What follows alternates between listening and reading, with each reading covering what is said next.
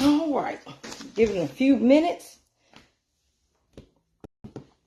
And I thank God for everyone that is coming on today. Thank God for another Thursday. I thank God for Grace Unapologetic Talk, where we talk about different topics and different issues, different things going on in our lives. And so I'm on here by myself today because my husband is a little under the weather. So y'all please pray for him. We had something planned that was funny and, and different stuff we was going to do or whatever. But like I said, he's not feeling too hot. So, like I said, you guys pray for him and, just pray that he feels a little better. He'll be on with me next week. But I still thank God for you faithful ones that's been on here. Hey, Ebony, I miss you too, Sugar. I miss you cutting your hair. We had a good time in the shop or whatever, even here at the house. But I got tired, y'all. But I do miss my old customers or clients and friends. But, things change. And I hope everyone is doing well. But anyway, like I said, I thank God for another Thursday. And I hope you guys are blessed. And I always say this sometime. I try not to be before you too long or whatever. But the topic I have for today is relationship with no trust is null and void. A relationship with no trust is null and void. Now, like I said, I was thinking me and my husband were going to come on together, but then probably about an hour ago or whatever, I realized we weren't. So I come up with, something to give you guys just to encourage you and let you know that God is always with you and, that he'll never leave you, nor will he forsake you, and that all things are working for your good. I don't care how bad it is or whatever, but I thought about this, and it dropped in my heart. Hey, Karen. It dropped in my heart. Relationship with no trust is null and void. Now, a lot of times we remember if you guys have heard of it, we remember, I know I do, null and void means, that a contract is being broken or, it has no validity anymore. So, when it comes to null, I wrote down a couple of things. It's having no value, zero. So, and then when it comes to void, having no force or binding power or validity. So with that being said, I thought about a relationship, whether it be with your spouse, whether it be with a friend, whatever. When you can't trust someone, when they have broken your trust, sometimes it's okay to break trust here, maybe a couple times, but on a constant basis. And I'm trying to be in a relationship with someone that I cannot trust because you have let me down so much. Then the contract that we had, which was, we're going to be there for each other. We're going to, ride or die, whatever. That is null and void. The contract is broken. So, even with the husband and wife, and I'm going to use for example, a couple things or whatever. But, also before I get to the examples, I wanted to go back to void. Something I wrote down. It means empty, vacant or blank. It means lacking contents which or should be present. So if I can't trust you, then how do I love you? How do I like you? How do I, like I said, rest in you and in the integrity of you or whatever? There are some contents that's lacking. There are some things that are vacant, that are blank in this relationship. So how can it be a relationship if, I can't trust you? And you've given me so many reasons not to. So with that being said, the contract of, me being able to, or being able to have fun with you, being able to, have longevity with you as a friend, as a spouse, as, a work partner or whatever, because even in working, you sign agreements. Sometimes you have partnerships. But if that partner, breaks that contract, then the contract is null and void. So you have to do away with that, because somebody broke it. Somebody messed up. So, and I jotted down a couple of the examples or whatever. A change in the law, something changed in the law. We'll say this. A change in the law makes the previous agreement null and void. Okay, so if you had a law where it has all these stipulations or all these criteria in it or whatever, and then something changes in the law, they come with a new policy or new law or whatever to add to it, then the previous one is null and void. That means that there's a new agreement. So a lot of times you stand on, even in a marriage or whatever, you stand on the agreement that we previously had, because that's what it was. We went through it. We agreed on it. And so we're supposed to stand on that. But a lot of times in breaking it or whatever, then we have to do away with this. We have to do away with this. How many times have you had a friend and that friend kept letting you down, or that friend kept on, hurting your feelings, kept on doing things to just, mess up your trust. And then you come to the realization that I'm the one that keep getting hurt. I'm the one that keep going through or having tears or, can't sleep over this relationship, which is not a relationship because the contract was broken. So it is literally null and void. So, so we either have to revisit this and find out, what is going wrong and can we make it through this, or just forget it. We just have to do away with this. And I got to walk off. I got to save my peace. I got to save my joy, and so, and a lot of times you have to look out for yourself. A lot of times people think in this life, in this world, that you don't have to look out for yourself or your peace or self-worth. You listen, if people walk, let them walk. If they leave, let them leave. God, there are other friends, there are other people, relationships that God would allow you to walk into. So you just have to let people go. And hey Laverne, and hey Marie. So like I said, that's one example of an agreement, and I'm gonna get back to that in a minute about the law. And the other one, like I said, is the marriage.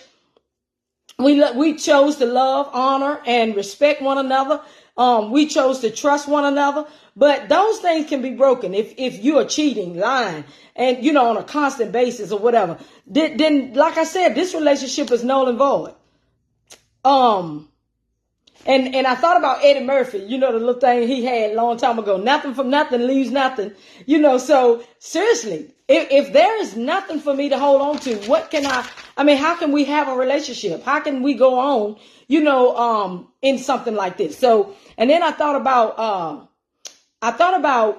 in talking about this, about the Israelites, because we constantly, even in this in the New Testament or new generation or dispensation or whatever, we always keep thinking that we were under the law. We were never under the law. We were under the law because of the teachings of, sometimes traditional church, and they didn't understand the word of God. But listen, this is the thing. We were never, as Gentiles, under the law. That was for the Israelites, was for the Jews.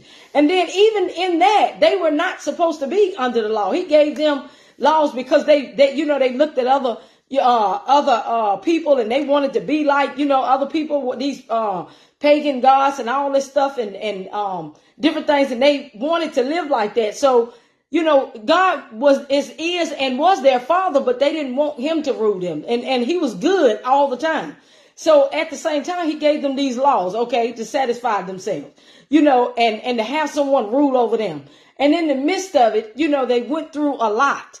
And so, like I said, all these laws that were given, which was 603, if I'm not mistaken. It was 603. I'm trying not to get the numbers wrong. Charge it to my head, not my heart. 603 or 613 laws or whatever. Once you add the 10 commandments to literally what there was, he didn't mean for them to keep that in the first place. So with this being said, when there was a law in place, whatever, and then like I said, a new law comes, then the old one is null and void. And the new law, which is not a law, it's the law of God, which is basically the law of grace, or the gospel of grace, which is him saying, look, I never wanted you to live under that anyway. It is null and void. It is null and void. So the new contract, or the new, law is, we live under grace. We were never meant to live by the law. And if you believe that God will destroy you because of your sin and works or whatever, then you don't know him at all. You don't have that relationship with him of trust. And so in your head, then he won't do for me. He won't be there for me. But we got to get an understanding of God. The person, the deity and the being that he is means that, look, under grace and knowing who he is, that contract can never be null and void.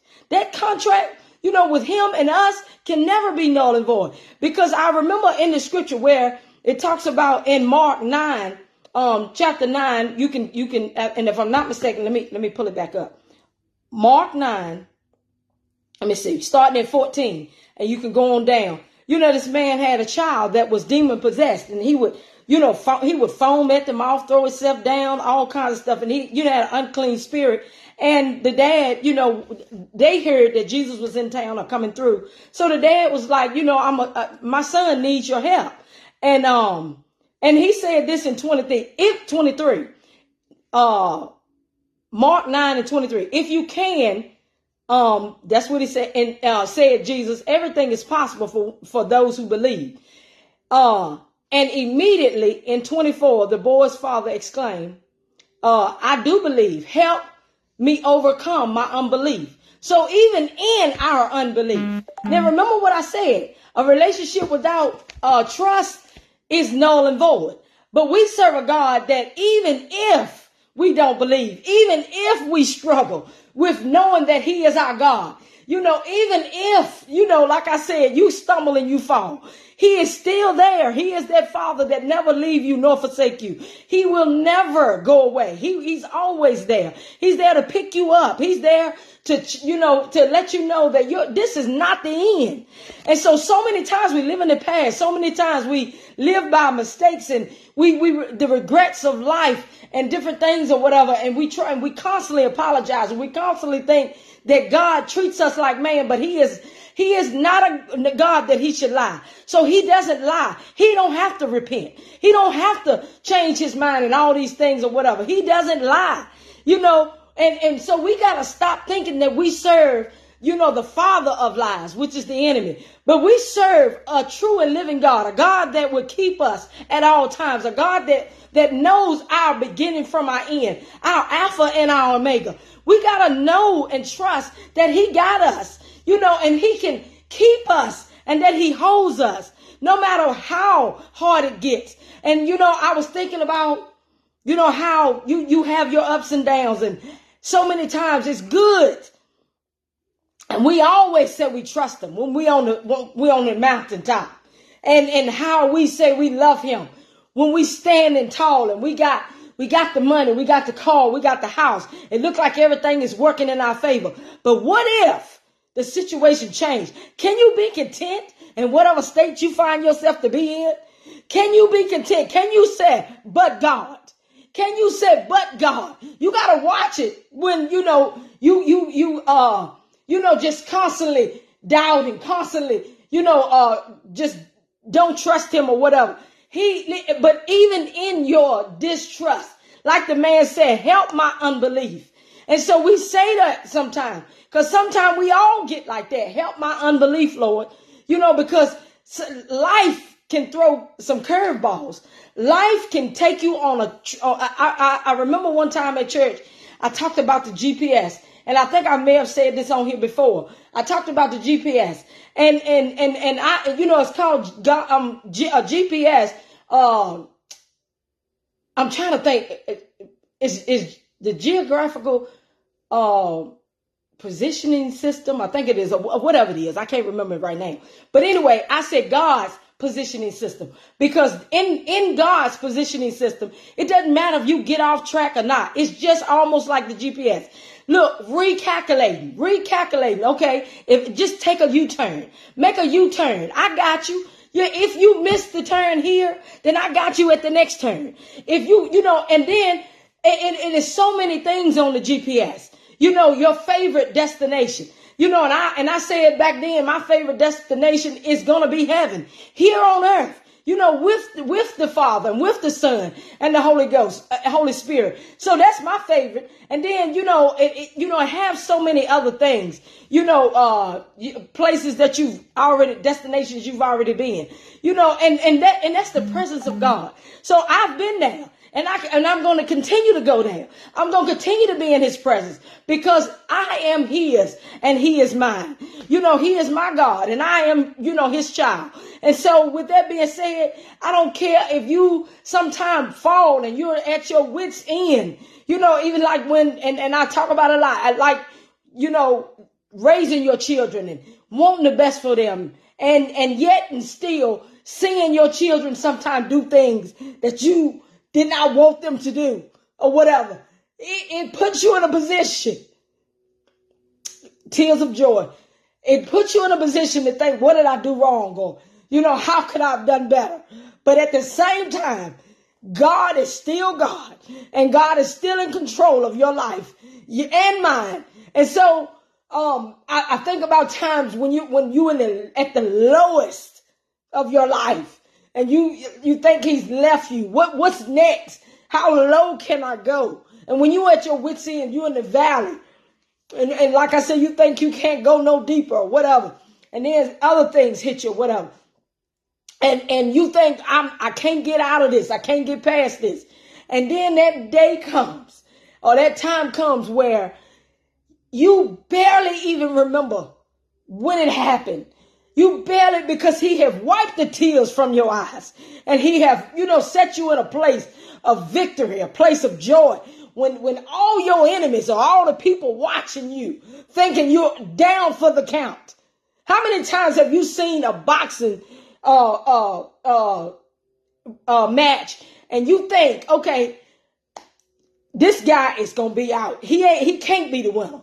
He can't be the winner. Or you see an action movie where it looks like the enemy is going to win or whatever. And then in the end, look like, and you didn't see it coming.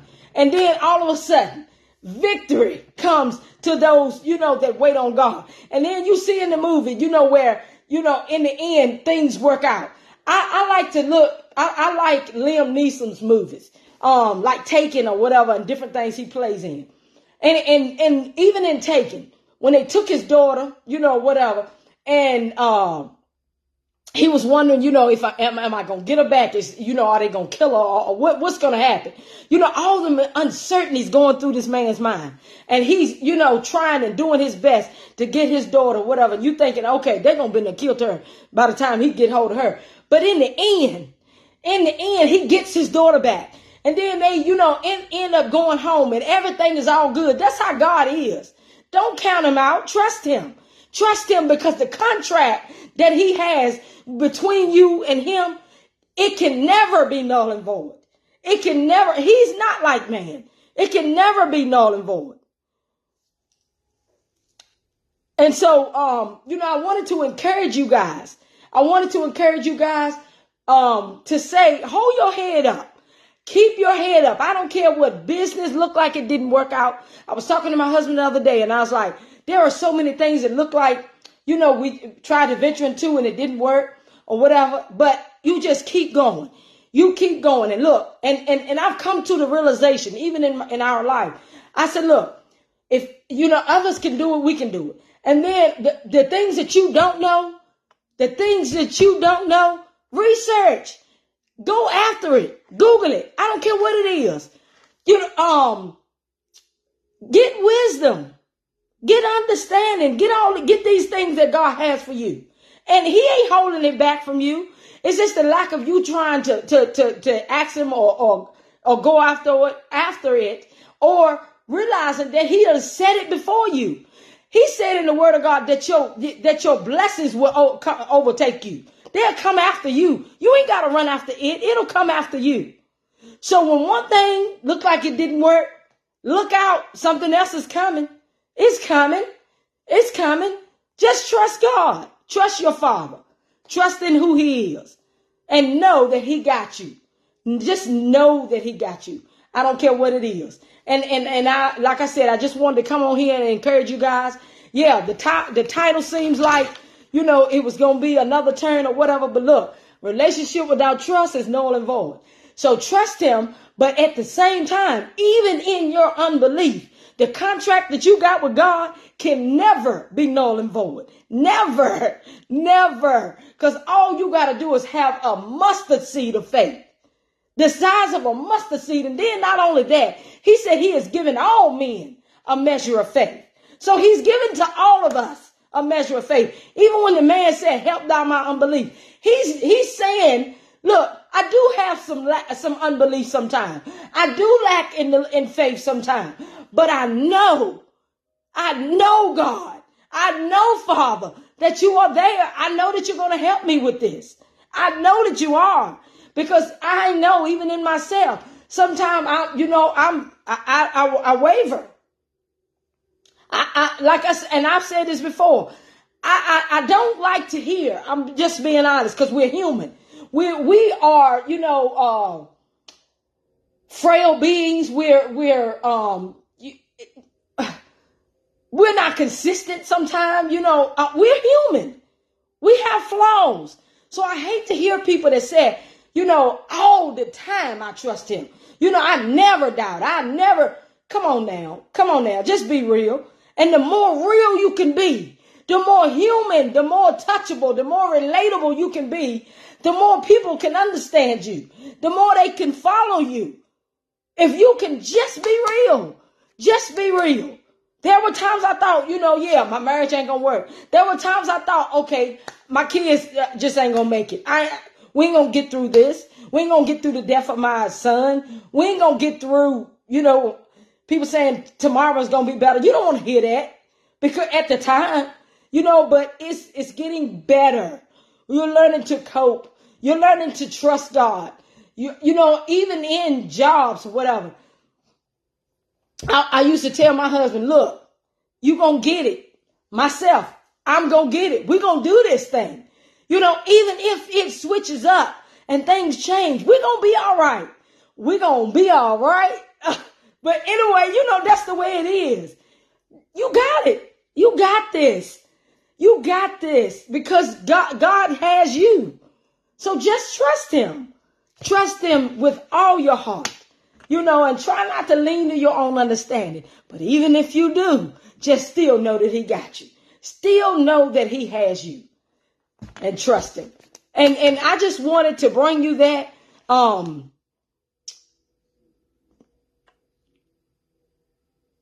And, like I said before, when it says null and void, it's having no force or binding power.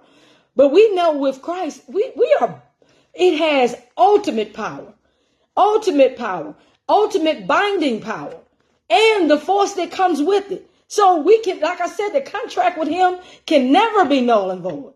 Never. And then null means having no value, or zero, having no value. Come on now. We are valuable to him. What he says is valuable to us. All of these things. And, in every sense of the word, we are so important to him that he sent his son to die for us when we didn't even believe in him. We didn't know him. None of that. Before we were conceived in our mother's womb, he knew us and he loved us. I tell you, and like I said, it's void means empty, vacant, blank. Come on now. Lacking contents which could be or should be present. What content is lacking with a relationship with God? Nothing.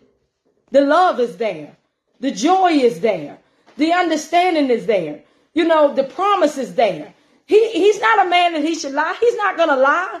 You can stand on what he says. You can stand on it.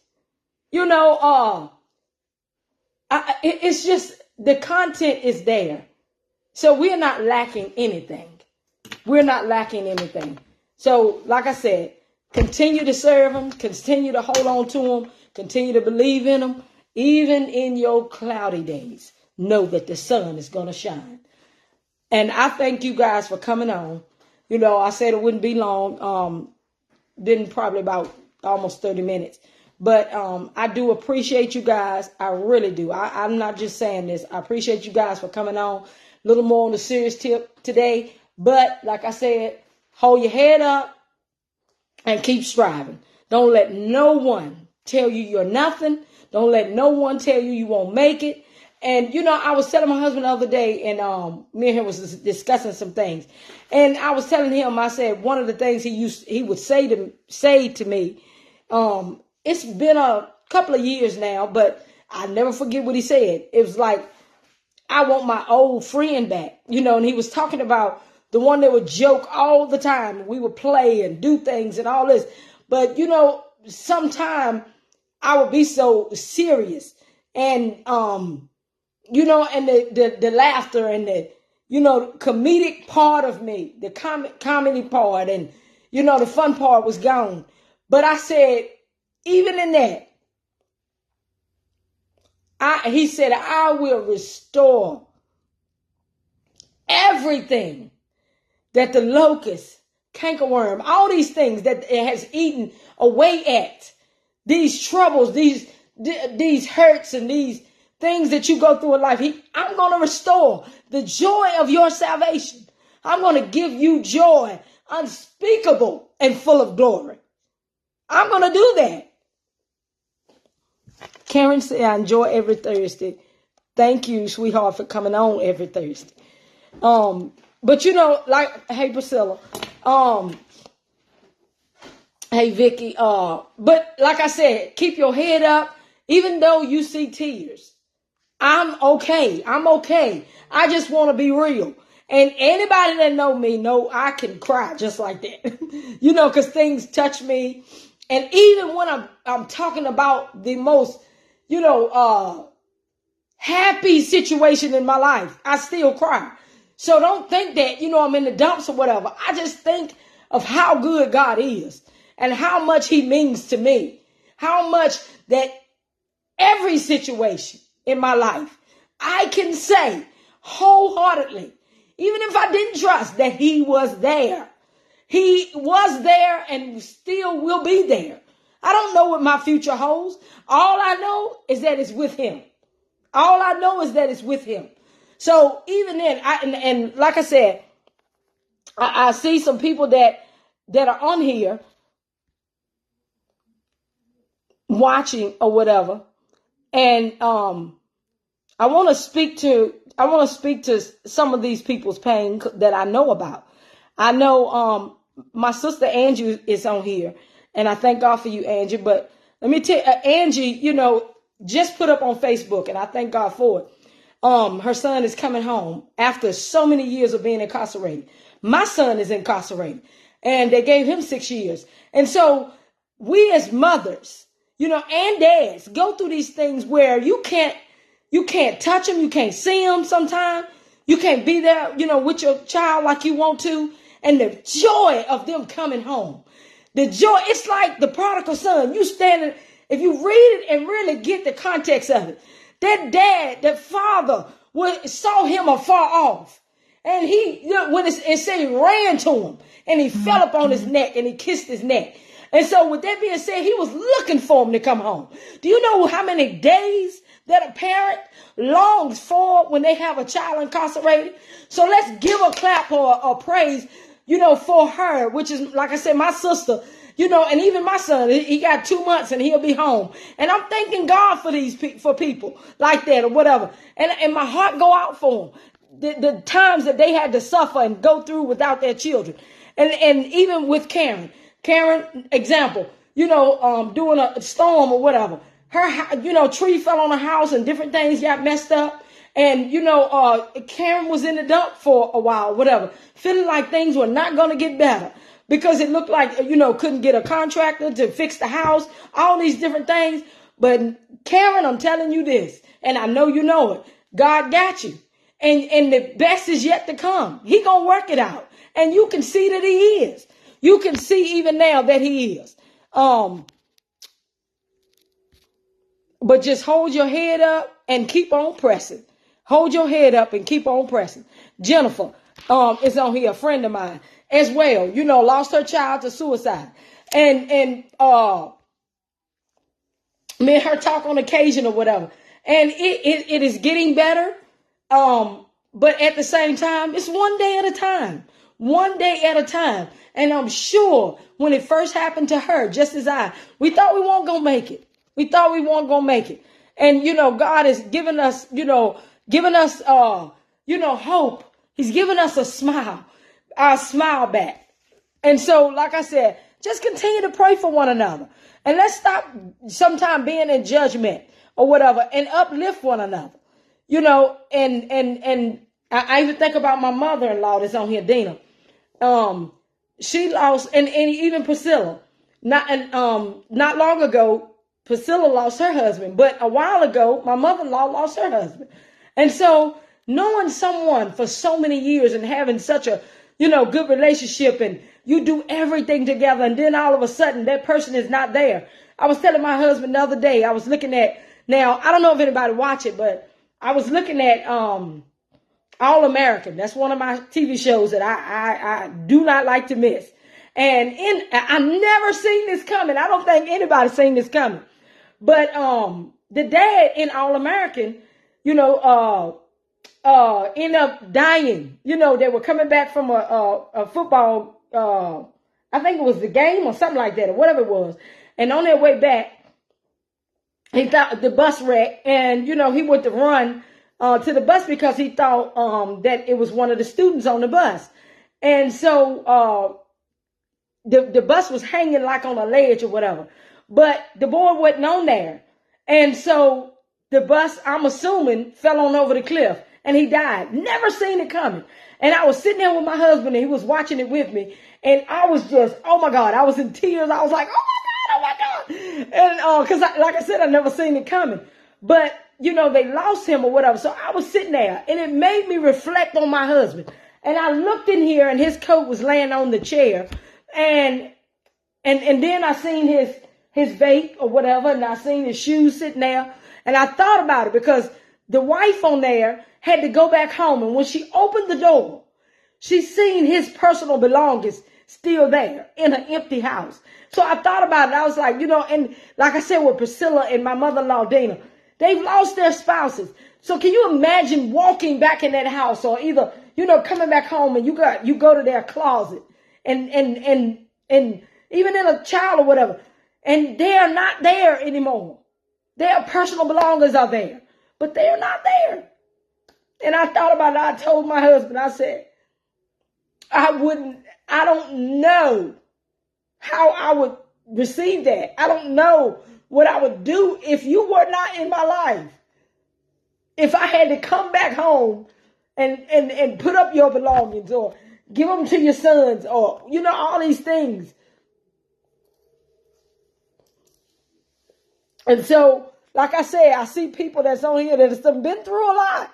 So I said, please just pray for one another, stay to, uplifting to one another and, just encourage one another. And like I said, even though you see tears, I love you guys. And it was just, in my heart, and God dropped this in my spirit within maybe an hour or whatever to jot it down or whatever. But I love you guys. And like I said, just keep your head up. Keep your head up and know that he is God. And he don't make mistakes. We live in a fallen world, but he don't make any mistakes. No matter what you go through, he got you. He got you. Oh, goodness. Karen says she lost her fiance 2 years ago. It's hard. And, loss is hard. Loss is hard. But like I said, you serve a God and you got a Father that loves you no matter what. It's not about your works. It's not about law. It's about grace. It's about knowing who you are in God. You are so important to him. You are his beloved. You are beloved of God. And so, like I said, I love you guys. And, just pray for one another. I know I repeat myself, but just do that, please.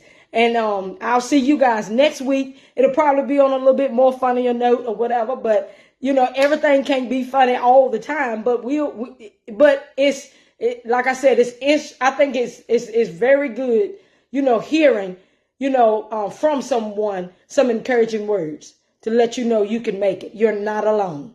So like I said, I love you, and I'll see you guys next week. And like I said, pray for my husband. He's a little on the weather, so keep him in prayer. Thank you. And join me next week. Grace Unapologetic Talk, 6 o'clock. Every Thursday, 6 o'clock. Unless otherwise. But then if something happens, I'll let you guys know. Just right, Malik. Loss is terrible, but one day at a time. Things are better, and you get through it. Let me see, make sure. With God's help. That's right. My mother-in-law said, Mom, God's got it all in control. Yes, he does. But I hope you guys were encouraged. I'm okay. I just hope you guys were encouraged, and no, he'll never leave you nor forsake you. Bye.